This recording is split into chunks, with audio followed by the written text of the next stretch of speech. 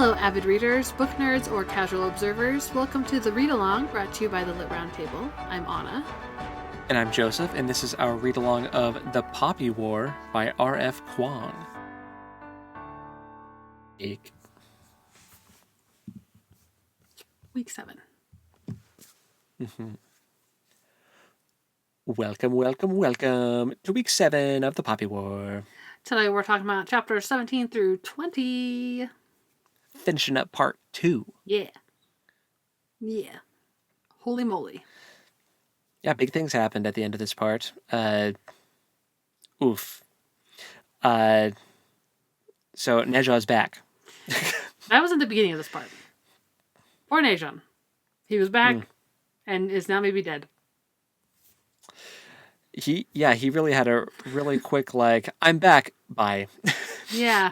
It was kind of interesting because someone, I can't remember who it was now, when he showed up, they were talking to not Poppy, they were talking to Rin. And, sorry, right. Thinking about trolls. Yeah. They were talking to Rin about how suspicious it was that Nejan was back and that he somehow survived this general's attack, and isn't that suspicious? So. Yeah, something about a dragony... Was it a tattoo that he had now? I feel recall. Like he had... Maybe. Anyway, there was something... Well, this guy, I think it was the shaman guy that leads Rin through... Yeah. Okay. That later on leads her through the Pantheon and this weird dreamscape of bizarre fortune telling. I think it was that same guy. So he's like, I didn't know he was a shaman. And she was like, what? What are you talking about? Yeah. Oh, clearly something magical happened to heal him, right? Because there's no way that a seasoned general of the Federation misses all the vital organs by shoving an entire spear through a person. Right. That doesn't happen. And she's like, whatever, man. She totally blows it off. But yeah. So I don't think this is the last of him, but no, he did seemingly die. He's got some weird stuff going on, and he is definitely going to be back. I wouldn't, maybe he is behind enemy lines right now, undercover, he put on a Federation uniform and he's just pretending to be a grunt, maybe. Because some of their soldiers got caught in that poisonous gas too, so I think he is a resourceful lad. I think so too. Before moving on from Nejan, him and Rin had an interesting development in terms of their relationship, friendship, situationship thing. Whatever's happening. There's again, him and Altan have completely flipped, where Altan is now the insufferable, mean, downright abusive at times now, physically. Kind of awful. Not kind of. Actually awful. Just terrible. Just super terrible. And now Nejan is the cool guy who's the best bud, voice of reason guy. And it's just so interesting how the tables have turned between these two characters.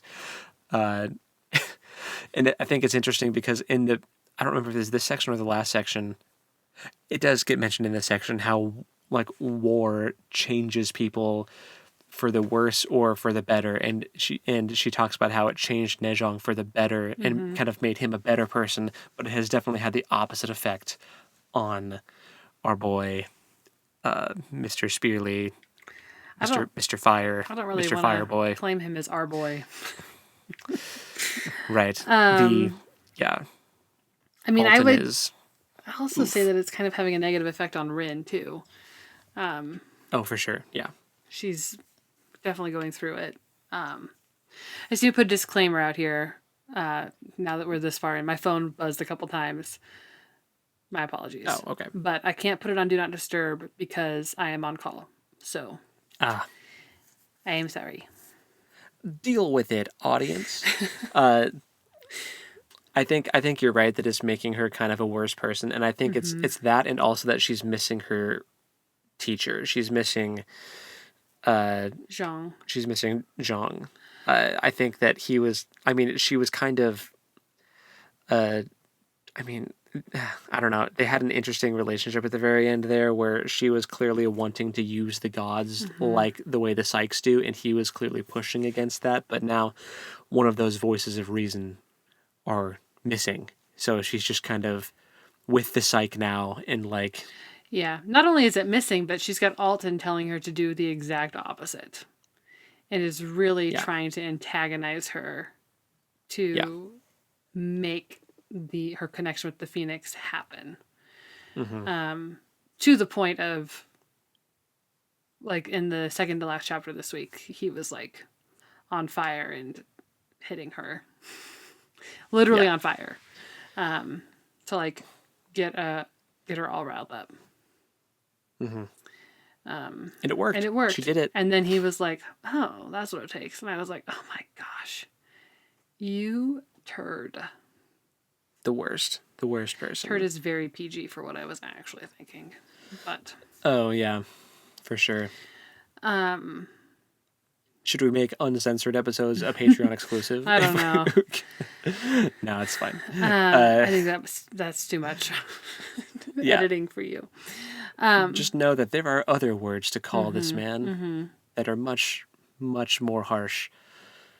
Yeah. And so she's also being confronted with, like in the last chapter, she's confronted by the woman, the guardian lady that she sees when she goes to the Pantheon about if she's jealous of Altan. And she can't answer.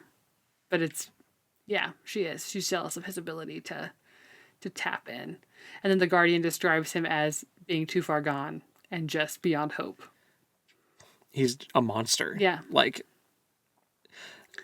so fascinating. That whole interaction was, I mean, to me, it basically confirmed the previous theory that she is the former Queen of Spear. Yeah.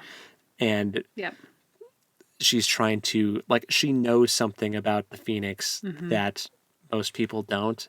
And she's trying to protect Rin from that. But then her new fancy shaman buddy, like I don't know, banishes her back into the fugue plane with the rest of the dead people. Like, I think that's not going to be great. Super obnoxious. Super obnoxious. I did absolutely love her description of herself. I'm going to find it because it was like the burning bush moment in The Prince of Egypt when Moses asked the bush who it is, like, who are you? He goes, I am the blah blah blah. It was a great moment for sure. I will keep talking while you search. Thank you. The whole new relationship she has with this new shaman guy, he's like kind of replaced Zhang, and it makes me uncomfortable because he is. He plays really fast and loose, and he's just like whipping her. He's not whipping her. Sorry, I was going to say whipping her around all over, like the spirit realm, just kind of dragging her along. She's not. They talked about how before, it was just her getting into the Pantheon. Like, yes, she would use narcotics to to get there, but it was always her like meditation that got her there. She wasn't relying on another person dragging her there. So. And the narcotics that he has to use to do it are like much more powerful and faster. So it just feels like she is cutting a lot of corners here. And I'm nervous for our girl. Yeah, me too. So they end up at the entrance to the Pantheon again. And again, there's this woman standing there. And she's like begging her. Like, she's like, I'm trying to save you. Why can't you see that I'm trying to save you? And all this stuff. And then the Mr. Shaman is like, oh, weird. Who are you? Just so... And then she proceeds to have a really cool moment, which you will find. The woman stretched a hand out toward Rin in supplication. It'll eat you alive, she said. The fire will consume you. To find our God is to find hell on earth, little warrior. You will burn and never find peace. How curious, said Shagan. Who are you? The woman whirled on him. You know who I am, she said. I am the guardian. I am the traitor and the damned. I am redemption. I am the girl's last chance for salvation. Yeah. So basically, I am the Queen of Spear to me. Like I am. Yeah. Yeah. And then he threatens to have her immured in the Chulu Korik. And she says, the Chulu Korik can't hold me. I am a Spearly. My ashes are free. That's so cool. What a fire line, I literally. mean, it's pretty. Ugh. Like, she's really, I'm like, this lady, we need more of this lady. And then he Yeah, she's explodes cool. her. Yeah, loser. What a loser. She's shattered. Man. That's a really cool moment. Yeah. But yeah, Rin is being shown how to cut all these corners. The Guardian Lady is gone now, presumably. Or at least she's been dissipated, and well, maybe she'll come back. She'll be able to like regain her strength and come back later. But we'll see if the realm of the dead truly can't hold her. But yeah, man, I think the Phoenix just became much more accessible. Yeah. Well, the other thing with Chagan is he's linked with another member of the Psyche. He's got a twin. And they're somehow connected and can feel each other's pain in a not so cool way, because he goes off and gets himself into trouble, and then she's the one that has to deal with it. Right. She like has a seizure because he's been wounded. Yeah. So interesting stuff. There was backpedaling a little bit to the Nejiang stuff, because there was one more cool, like they went on a monster hunt. Yes. Yeah. I did want to talk about the monster hunt. It was actually quite fun. I was like, oh, I'm enjoying how R.F. Kuang is weaving this big story together with these little like episodic character world building things. Which includes this little monster moment, which was terrifying. And it reminded me a lot of Avatar: The Last Airbender. There's a monster who I forget what they call it in the show, but there was this like face stealing monster that could change his face into whatever victim it had, and it was like this thing where you couldn't emote at all in front of it, and if you smiled or laughed or grimaced or cried or anything, it would steal your face and like get you. So this was like a similar vein, except that it ate your face. More violent. And it didn't rip your face off. It didn't necessarily only have the ability to use the faces that it had consumed, but it could like read your thoughts and create faces from your memories. Which is crazy. Yeah, Rin saw her little bro from the town she grew up from. Yeah. I guess a stepbrother. It's assumed, I feel, that Nejiang saw his little brother, who is dead.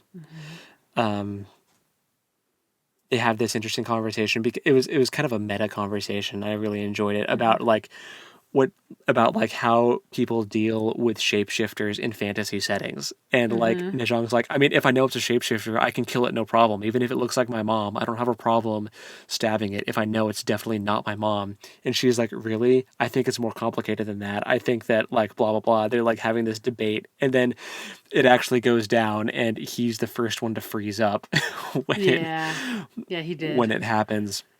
Well, he was also totally taken in by the girl version.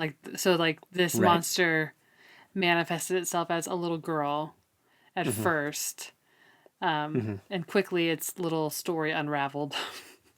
And they caught it out. But yeah, he did just totally freeze up. And it did have like a magical ability too, though. It wasn't just relying on the appearance of looking like someone you know. Yeah. You were like completely like beguiled and like bewitched into thinking that this was the person. Like there was a crazy like psychic magical influence thing happening.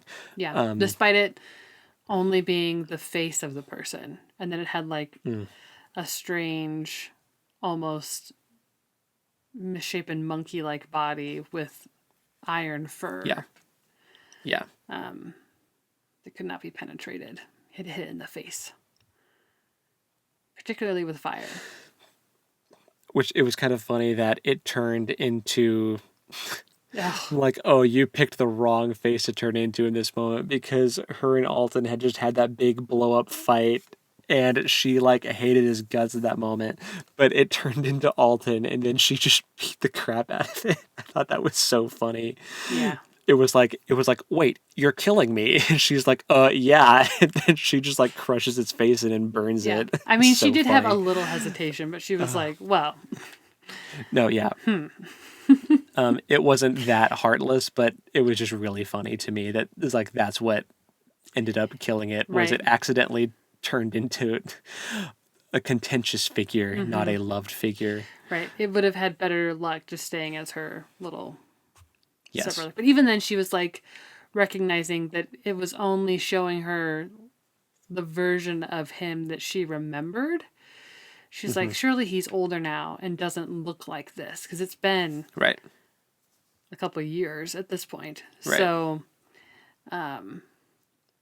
so that was like a thinning of the veil for her, so she could kind of see through it. I was kind of expecting it to turn into Zhong or maybe Kitai, some of the Synagard peeps, but Yeah. yeah, it's all good. It was a really, I really enjoyed that chunk of the reading, that little monster hunt. Yeah. Yeah. And that's how we get more Neja backstory with his brother, you know, all that stuff. So Yeah, that he's was more fun, sympathetic than he was originally portrayed.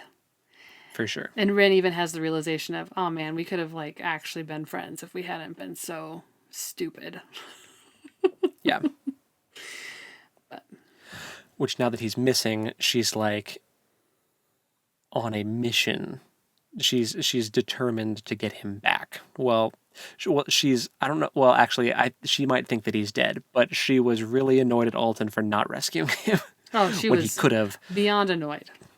because he chose to capture an enemy soldier instead of rescuing him, which I'm also like, buddy, that's supposed to be like one of the that's supposed to be like the dragon warlord's son and heir, and you chose to rescue an enemy soldier, or to like capture an enemy soldier instead of rescue him. Yeah. Like, I know this is like a cutthroat situation, but if you're like, if you were looking to win any brownie points with any of the warlords, that was your moment. I think And okay. you blew it. Yeah. I think he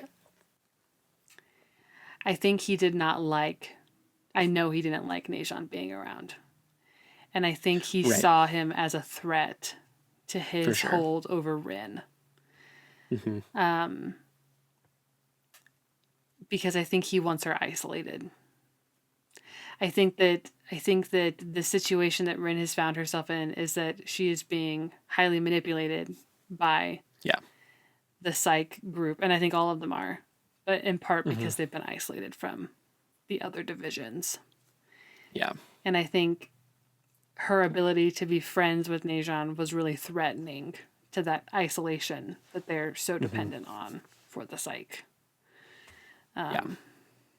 So, and I think he could see that she and Nejan were friends, and that was also a personal threat to him.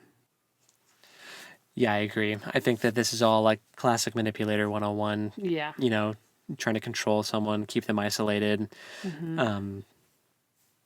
make them afraid of you, like Yeah. with the fire abilities and the actual physical abuse. There's a lot of layers to it. I think that she's definitely. See, before I was like, give me my band of lovable misfits, which I still Yeah. feel that way. I still love a band of lovable misfits who are like quirky and weird and have superpowers. Like I love that trope. But we've got Yeah. a psycho, and we've got this super paranoid, like, bad dude Who's just in charge angry, now. just fueled by absolute hatred all the time. Yes. Yeah, he and I think that the other complicating factor in this band of misfits is that they didn't find each other. They were removed and put together. Yeah. It's very different than finding your own people. I think that before this book is over, Altan will have kind of firmly secured himself in the, I mean, he already kind of is, but even more so. I think he'll lean more into like an antagonist role.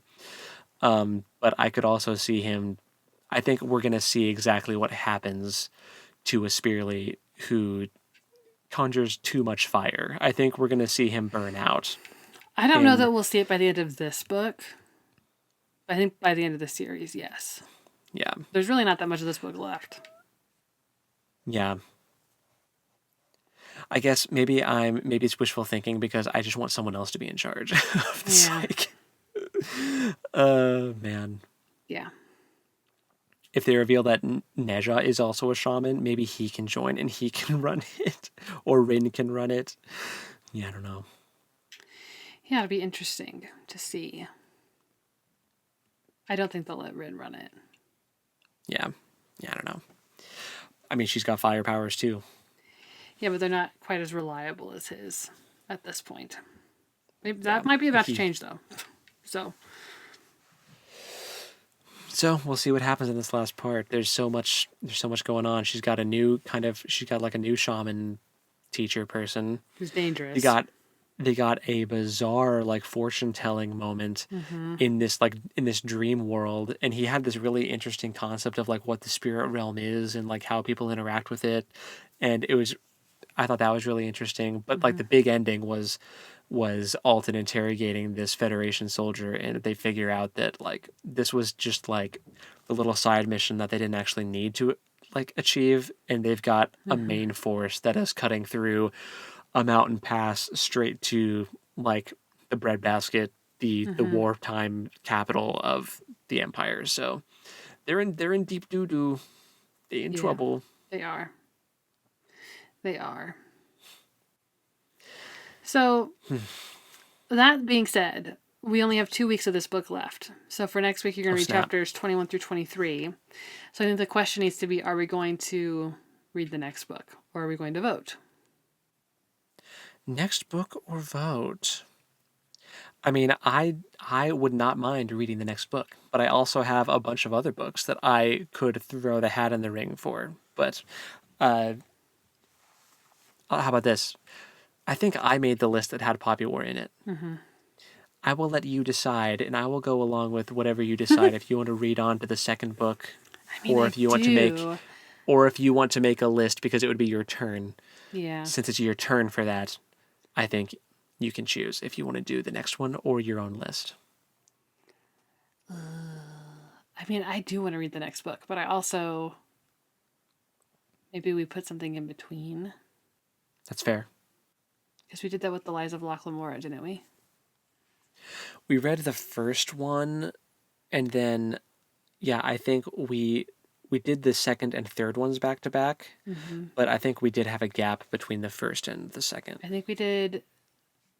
Did we do the Light of the Midnight Stars, and then the Blade itself, and then maybe Dragons of Autumn Twilight? Yeah, that was the second one we ever did.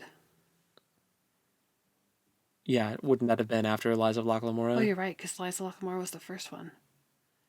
I think we did several books between those two.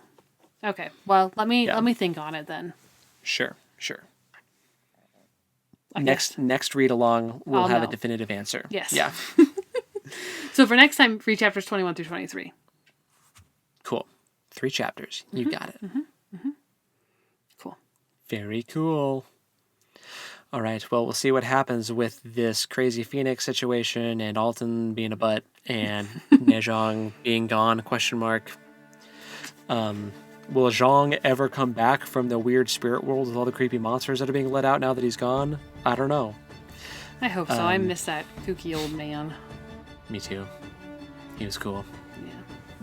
I feel like there was so much more to know about him. I feel like he's going to pull a Gandalf. I'm confident he's coming back. I just want it to be sooner than later. Yeah, for sure. But a wizard is never late. A shaman is never late, nor is he early. Well, he arrives stoned out of his mind. Yes.